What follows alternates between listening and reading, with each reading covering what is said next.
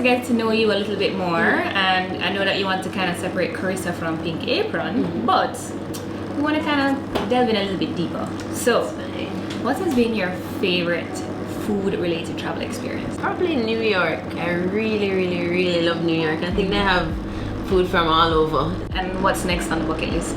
I really want to go to Thailand. Ah. I really, yeah, for a good one. I love Thai food, and I just think, yeah, the flavors there are wicked. So I'd love to just go there and like, learn from a little old lady how to cook like the authentic Thai dishes. I think that would be super cool.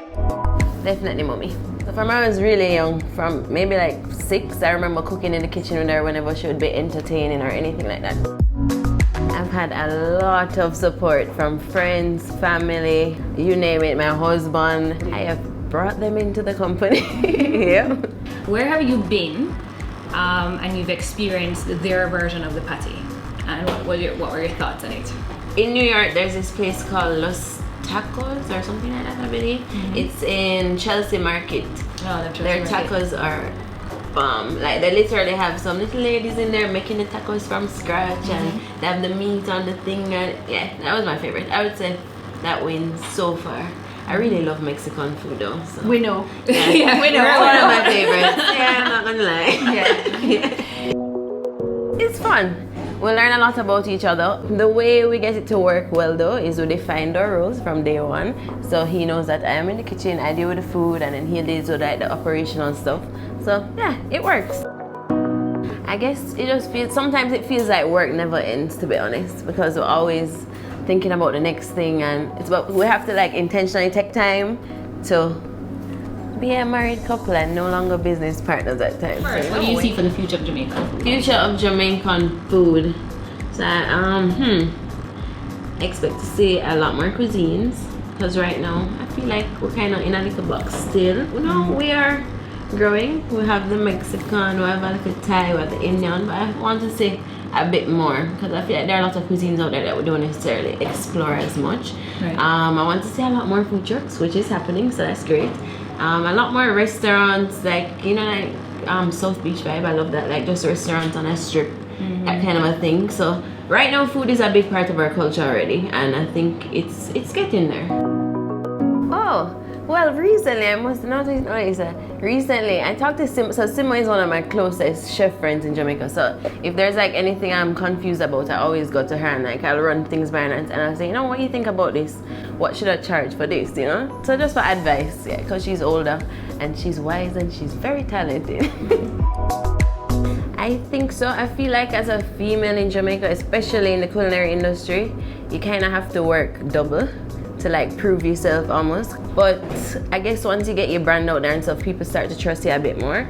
But especially if you're young and you're a female, it's definitely a bit harder for sure. Do you see a restaurant in the future? Restaurant, I'm not opposed to it.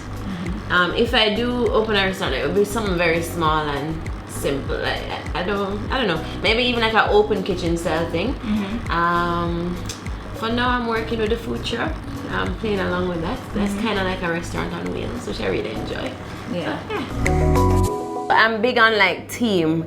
So because the truth is that no chef can do everything. So I cannot do everything. So the truth is that my team is what brings the company along at the end of the day.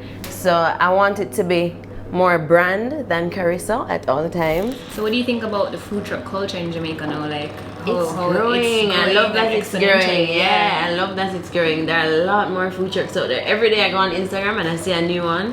I think that's so cool. So yeah, I hope eventually we can have like our own little Wynwood vibe down here. That would be nice. That would be pretty awesome. Looking forward to that. Yeah, like Friday night you can hang out. Maybe even by like Emancipation Park along that strip here, imagine just food trucks. Yeah, that'd be a lot of fun. Just something to do, you know, something different to do in Jamaica. Entertainment as well as eating. Exactly. I really just like the color pink, and I figure the apron is something that's universal. So if I don't want to cook all the time, I can do something else. And you know, you use aprons in other industries sometimes. So juicy or tasty? But there's another one, but okay, I guess I should answer with these Okay, fine. Name the third. Mother's Devon House. Mother's, but Devon House is mother's patty, don't you? Yeah. I really love a Devon House patty. A Devon House goat patty or lobster patty is one of my favorite things. Okay. It's gourmet. Delicious. Yeah. Picking the most expensive patty. What's your favorite patty? What is my favorite patty? It used to be tasty, you know, and it gone to juicy, but I think it's gone back to tasty, you know. For me, it's tasty. Nice. Yeah. It is important though, for sure, especially with you, if you're trying to build a brand and get people, because people, at the end of the day, people want to know you. I've realized that as we work throughout the years. The more they know you is the more they trust you and the more they'll hire you. And you know, you have to build a relationship with your clients, that kind of a thing. So I think it's very important. The truth is, it's a brand that you're building, and then because of that brand interaction between, you know, brand itself and people, customers, clients, it's very important to have that middleman that, you know, deals with those relationships, help you build relationships. It's a kind of like the person to say no when you need to say no, say yes when you need to say yes, help you advise on how to charge, you know, just help you stay focused, stay in your lane, because it can be taxing for the chef, because at the same time, you know, you still want to keep that creative element to the brand, and so that person whose specialty is to manage the customers, the relationships, that PR person, it's extremely important and definitely needed. I think we're blessed with a unique opportunity that we, you know, a lot of people, they spend their days apart. So I go to work, you go to work, and then we come home really nice and we're tired, and that's when we get to hang out, and hopefully on the weekends. But for us, we wake up, we're together, we go to sleep, we're together. It's like every day we're doing something, we're building a brand. I'm completely bought into this idea of Pink Apron, and getting to do it with my best friend and life partner, that's awesome. It's awesome. You're so good at this.